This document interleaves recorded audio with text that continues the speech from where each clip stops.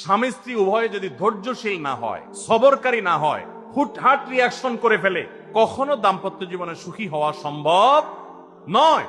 মনে রাখতে হবে, একসাথে থাকতে গেলে, দুইটা পাতিল একসাথে থাকতে গেলে টুনটান লাগে না, বাধে হয় না?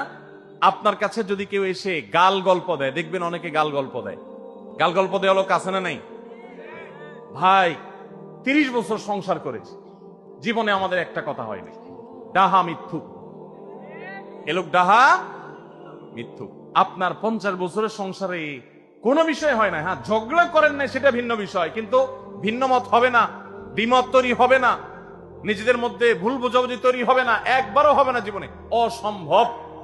মুহাম্মদ সাল্লাল্লাহু আলাইহি সাল্লামের ঘরে যদি হয়ে থাকে, আলী রাদিয়াল্লাহু তাআলা ফ্যামিলিতে যদি হয়ে থাকে, সাহাবীদের ঘরে ঘরে যদি হয়ে থাকে, আপনি কে?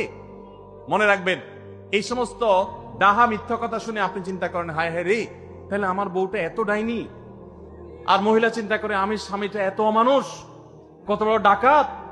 দেখো, তারা স্বামী স্ত্রী জীবনে কোনো কথা হয় না, আর আমার স্বামী ডেইলি একবার মা বাপ তুলে না গালিগালাজ করলে তার পেটে ব্যথা জমায় না। এই সমস্যাগুলো আছে না নাই? ভাইরা আমার,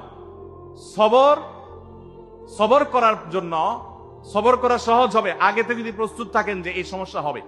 কারণ দিন শেষে তিনি মানুষ, তার ভুল হতে পারে, একটা সময় তিনি তার ভুল বুঝতে পারেন।